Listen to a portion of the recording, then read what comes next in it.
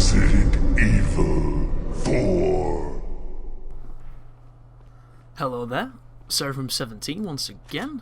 This is my Resident Evil 4 professional no damage run.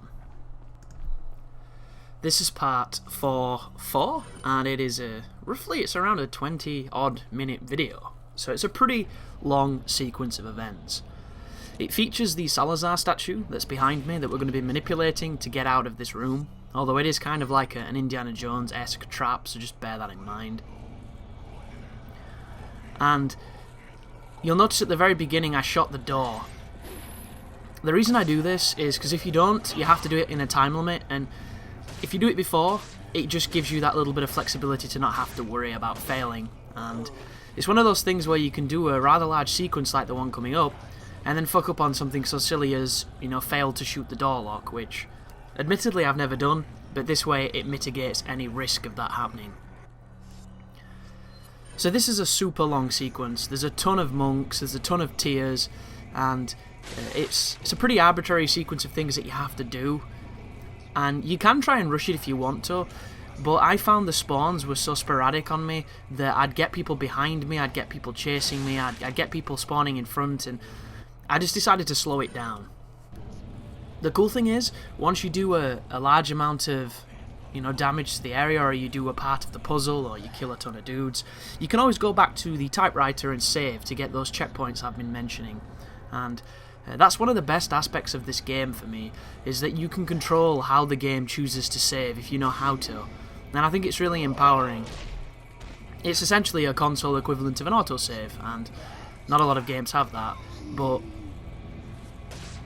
the good thing about this is every time an enemy jumps, in the jumping animation they're completely vulnerable to being knocked back. And a lot of the times, if you time it correctly, you can hit them on the edge of their jump and it'll knock them off the edge and they'll take the fall damage. So you can save yourself a lot of ammo here should you choose to, or should you need to. At this point you should have a pretty decent amount of ammo and weapons knocking around that you can take on pretty much any situation the game throws at you. The good thing about these areas is the only way the enemies can get to you is via jumping, which you'll hear them land, or climbing the ladder. So there's only two real positions where threats will come from, and if you use your ears, if you're listening, you shouldn't really get snuck upon too much. And if they do, you can knock them off the ladders a little bit like that. And then the fall will do the rest. You can pick up the stuff, and then you can progress onwards. And there's nothing too much to this particular sequence, so it gives me an opportunity to talk about some other things. This is quite a long video, and I'm going to try and fill it as best as I can with some tangents and with some things that keep the people that are watching not for the gameplay occupied as much as the people here for the gameplay are occupied. And I mention this a lot, and I do appreciate that it's not to everybody's flavour when you don't tell them exactly what's happening at all times, but when we have a sequence that's as long as this, that's featuring things we've been doing for as long as we've been doing them, there's really not too much that's left to be said. I can hear somebody coming behind me, so you'll notice I check just in case. Nothing. But always be aware, these monks are really the ninjas. They're these crazy Spanish European ninja fellas, and that's worrying. But luckily enough, the range of the swing, once you understand the distance, it becomes a lot less stressful.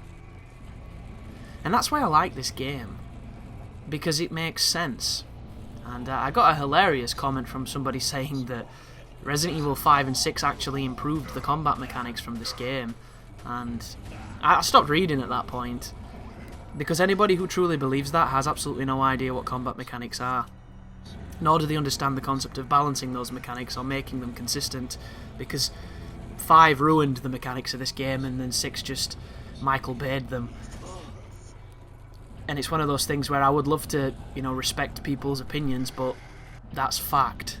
And fact is different to opinion. Don't get me wrong, people can have preferences, you can prefer the other systems, but they do not work as well. That is the fundamental here, It'd be like adding skirts to chess. The chess pieces get skirts, they change in no way, shape or form, all it is a cosmetic change. That would be fine. If you change how the pieces in chess work because you want them to do something different, that's when things start to get confusing. And that's when you break the mechanics of one of the, most revered games that exists, that predates a lot of them. That's why you don't change chess. And that's exactly what they did here. They had a mechanic that worked perfectly, and they changed it. And that is not to say that they shouldn't change it, because I'm a firm believer that you need to keep changing things. And I think you can find something even better sometimes, but there's always that opportunity that, you trip up and it's not as good. And there'll always be people who prefer it one way, there'll always be people who prefer the new way, there'll always be those dudes that want their favourite band to keep releasing their favourite album, and it's just the way it is. And I do respect Capcom for changing it, as much as I hate it, because at least they changed it, and to some people they probably didn't change it enough, to some people they changed it too much, but it's more than things like, it's hard to be angry at Street Fighter, even though they've really milked that Street Fighter 4 iteration, because the stuff they changed in that were essentially stuff that should have probably been patches. I appreciate they added more costumes, I appreciate they added, more characters, and the more character thing is great, but for the most they've been re-releasing the same game for a very long time, and the only thing they've changed is the meta game for the pros, and for the people who take it really seriously and value all the frame information and all that kind of awesome stuff. Just imagine if they completely changed it. They would ostracize their entire audience, and that's what a lot of games are doing. Look at Devil May Cry. Capcom realised that the sales of Devil May Cry 4 weren't the best, and that they wanted to try and mix it up a little bit, because a lot of the criticisms that was aimed at that game was that it had uninspired level design. You played half a game and then you retread your step through half a game as a different character. It was kind of like a half game, and something that a lot of people don't know is the person who directed that, Devil May Cry 4, the game that a lot of people really like, is the same guy who directed Devil May Cry 2. So, yeah, think about that one.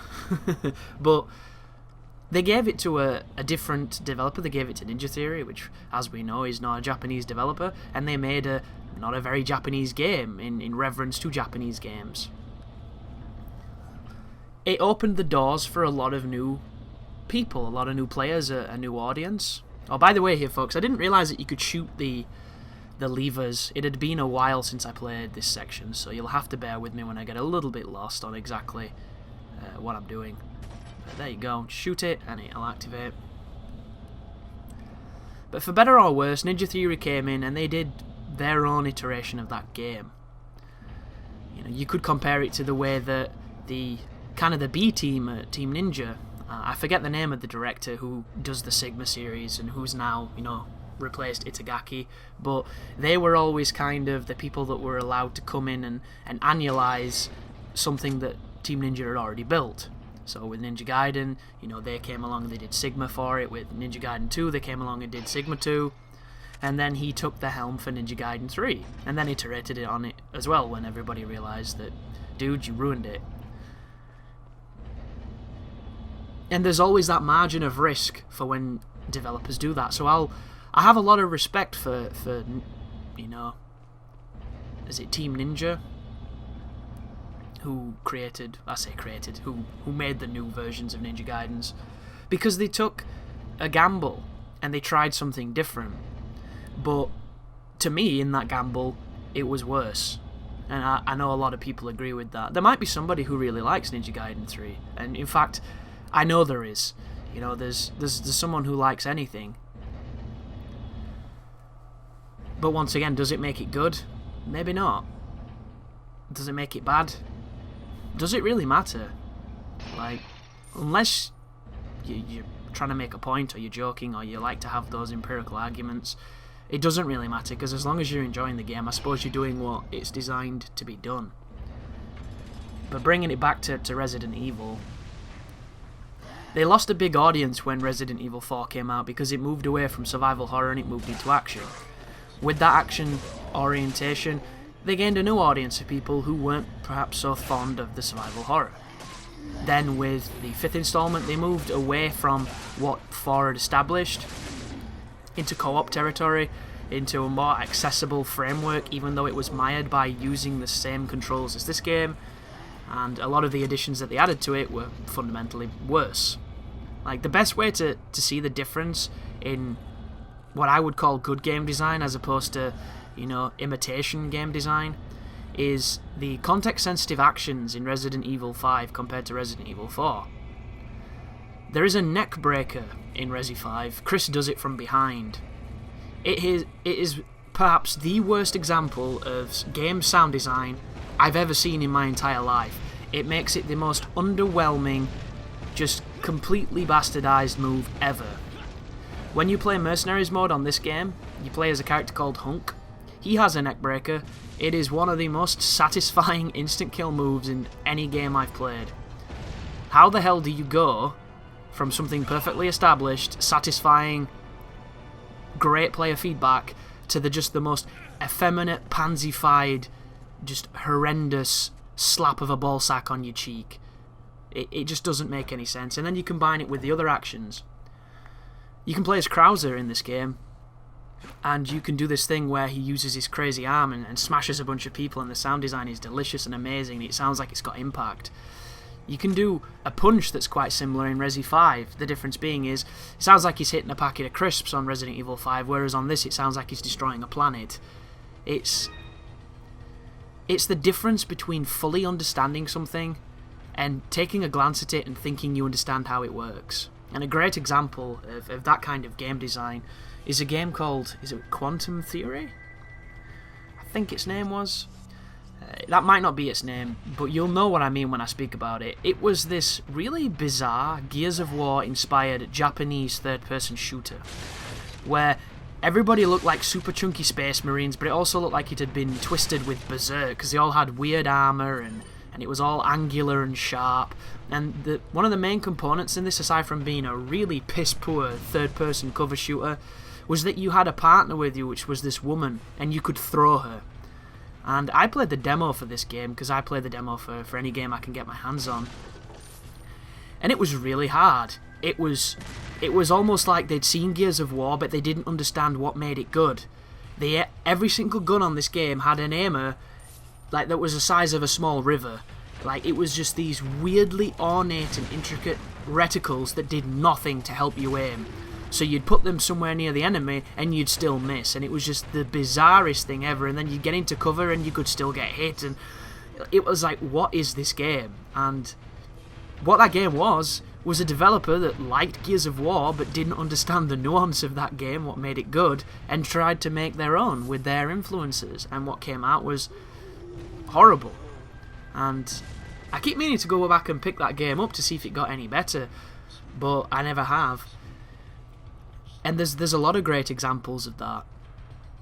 Like an example of it which turns out quite well is Dante's Inferno. Dante's Inferno is a game that was made by Visceral that has a fantastic fiction to it. If anybody's read Dante Alighieri's epic poem, they know, aside from it being written and translated from Italian in a time where English was structured slightly differently, and a lot of it is incredibly, visual and quite difficult to process, and that's the beauty of it.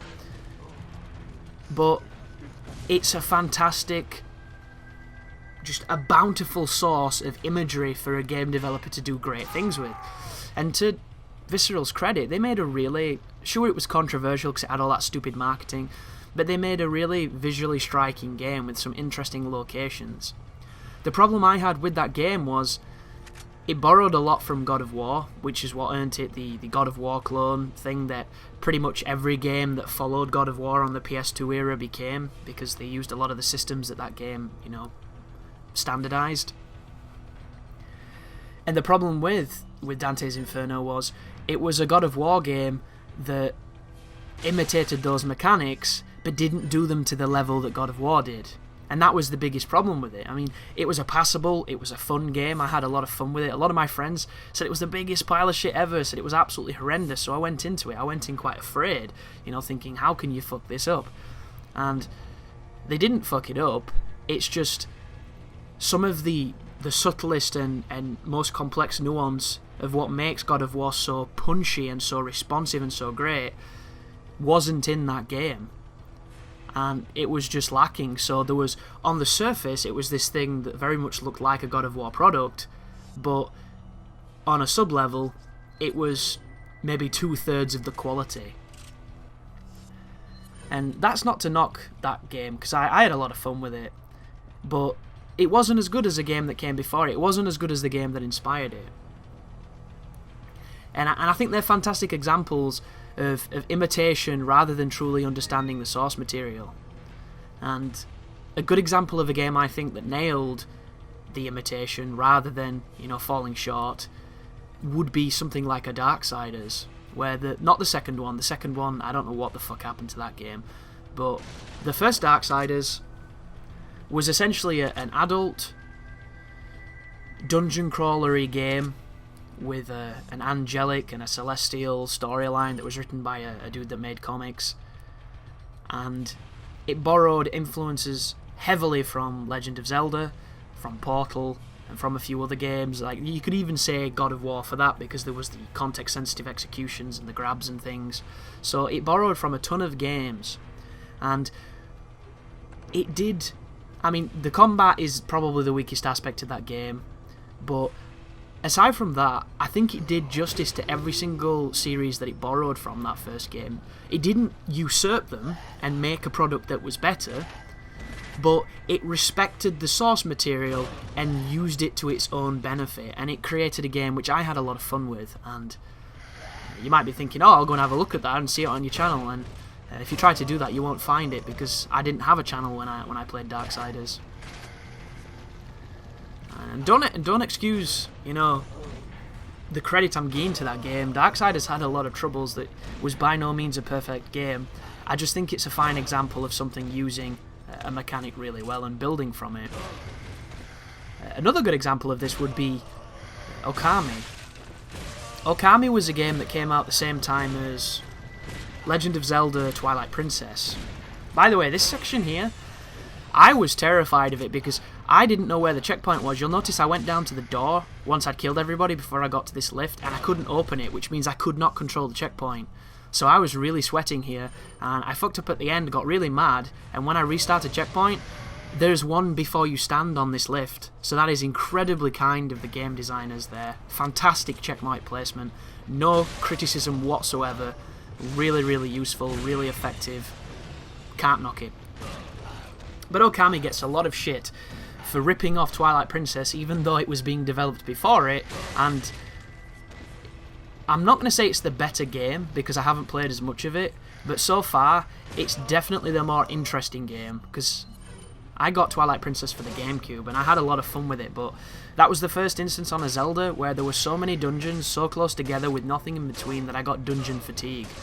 And to me, if you start getting fatigued at the very reason you're playing the game, that means that there's something wrong with the pacing, which is another massive feather in the cap of this game. I think Resident Evil 4 has some of the best pacing in any, survival action game. The only game that even comes close to this is probably maybe Dead Space, because I think the pacings in those Dead Space games were perhaps the thing that made them. But Twilight Princess had this mechanic where you got turned into a wolf, or a dog or something like that, and you got rode by this Twilight Princess, this girl called Midna. And there was two versions of the world. There was the world you knew, and there was kind of the shadow version of it. And the dog mechanic really did not... I say dog mechanic, it was a wolf. The wolf mechanic seemed like it was going to be this massively big and important thing. And by the end of the game, it really wasn't. If anything, it was an opportunity to move at a different perspective, to move quicker and maybe jump farther.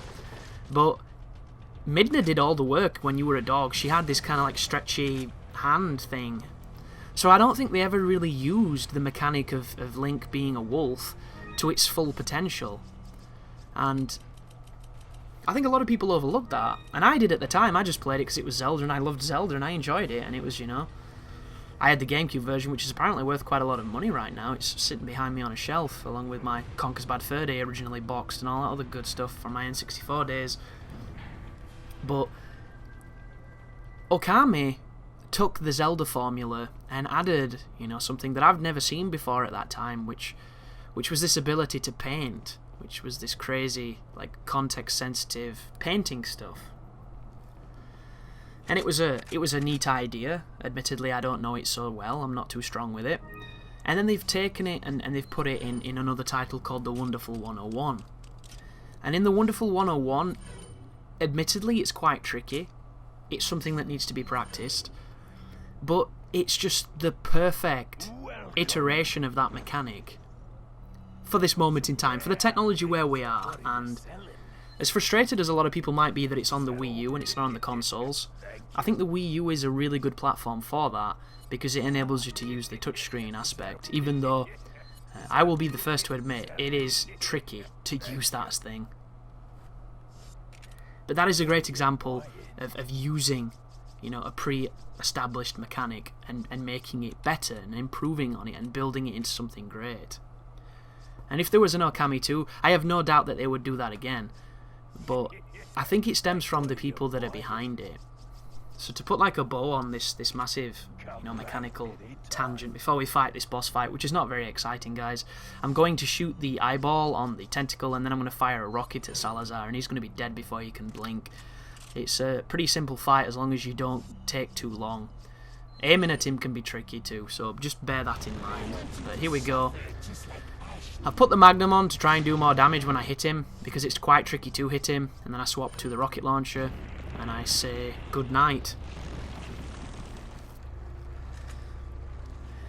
But video games, in essence, should constantly be striving for change. They should be constantly striving to iterate, constantly striving to become greater than they are.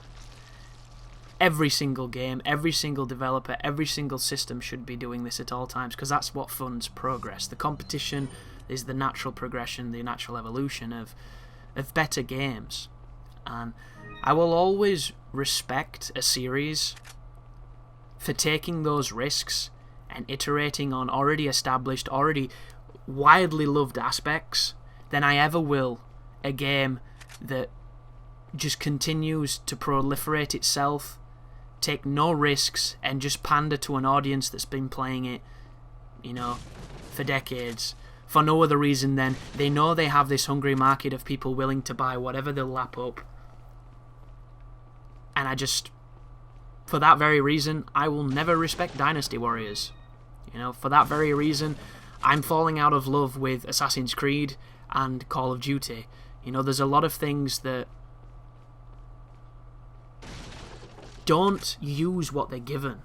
And I think it's really sad when you have companies who don't have these massive teams, who don't have these massive budgets, and they're still able to make these amazingly brilliant games because they follow their own aspirations and their own will to do something that's not completely mainstream. And that is one of the things that I love the most about Resident Evil 4. This was a survival horror series, and Shinji Mikami came along and said, you know, fuck it. Let's put a bit more action in it. Let's make it appeal to people who like action games.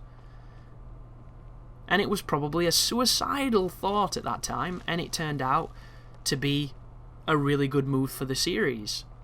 And there will be still people who love and miss and lament those survival horror days. But the good thing about it is you have, you know, like 3 of the finest. I say 3, maybe 2. I suppose it all depends. Remake and 0 are really good. 2 is really good. I never really liked 3 so much, but I still appreciate its quality. So we'll say 4, because we'll class 0 with 1 to 3. You still have 4 really good titles to go back and play that will age surprisingly well. They might not at first, but they'll still feel pretty good. Then for the people who revere Resident Evil 4, you'll always have this. And this is one of those games that, aside from control-wise, never truly ages. It's just got a 60 frames per second, you know, 1080p PC port, which will be the perfect version of that game, minus the Wii controls. You'll always have this game. And then for the people that welcomed 5 and what it changed, and then for those crazy people that welcomed 6 and like what it changed, you'll always have them, and you'll always have what Resident Evil is now. But there's a lot of people who will mourn the series, and who have mourned it maybe perhaps since 2. What are you buying? But at least it changes. At least it tries. What are you buying? shop time. Is that all? I've been stumbling around paying for that exclusive damage upgrade. I've not really been using the TMP4 damage, but I thought, why the hell not? We've got a massive clip on it, we might as well give it a bit more firepower, because we're about to go to the island, and the island is the most combat-intensive part of this game. So thank you very much for watching, guys. Hopefully the run's proving to be entertaining. I know I had a lot of fun recording it, and as always, you take care now.